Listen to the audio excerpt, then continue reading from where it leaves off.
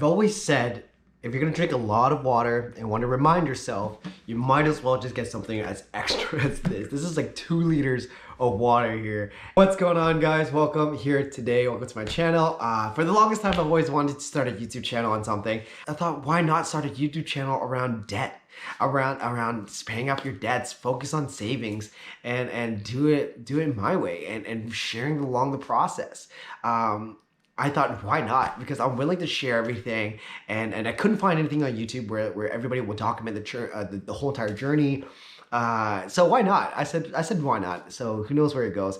I watch a lot of YouTube channels such as Graham Stephan, some other people as well too, about their tips on saving, eating more, eating less, and saving money on like all these different little things on how to like deal with money. And like money's one of those things where I struggle with, but I'm always studying it. I'm always trying to learn. I'm always trying to focus on it because like here in Canada, where I'm from, your average consumer carries about $35,000 in debt.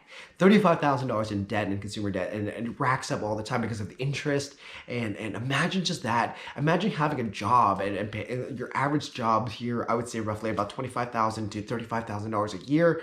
And so imagine trying to get ahead of all that. It would take years and years and years, right? So like I said, I've always wanted to make a YouTube channel that would just help somebody and keeps myself accountable at the same time. We're going to go over a little bit as well too about numbers. This channel is going to be all about tips and little updates as well too, because not a lot of people are willing to share that. I'm super transparent, and so I'm very excited for this. Like really, I am. So we're going to start off with this. How did I ever get into debt? So I have about $13,000, $13,300 in debts roughly. And how did I ever get into debt? I finished school at age 21 and then moved over to town in Toronto and worked for a corporate 9-to-5 job. And then after getting laid off here and there and working in the same insurance industry for the longest time, I just said, you know what?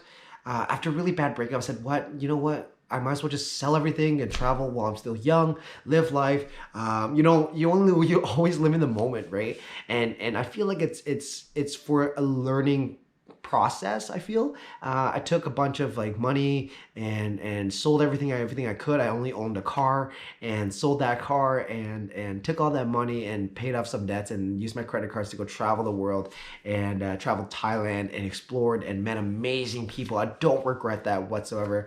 I consider that my school debt because there was a lot of learning and everything in there. I traveled, I got to meet amazing people, business people, and I wanted to build a business for the longest time and focused and tried my best to build a business and failed. It didn't work out. I kept trying and nothing was really picking up steam or anything like that. So I just completely gutted the whole entire business and moved back home with mom and dad. Here we are, mom and dad, and thank God for them and focusing on paying off the debts. Being responsible is super important, right? Because like for the longest time I used to just joke about like I'm gonna file for bankruptcy, but I don't want to do that because morally this is my fault. And then the thing is like if you just get out of bankruptcy and whatever it is, you file for bankruptcy, you get out of it, and you still have the same habits. I'm not building any of the mindsets and the right habits involved, and I'm just gonna get myself into another debt. It's cyclical, right? So building the right mindset, building the right habits, and everything is important to me in this YouTube channel. Currently, right now, I'm working 2 jobs. I'm working at a wine store and working at the bank as a teller at the front.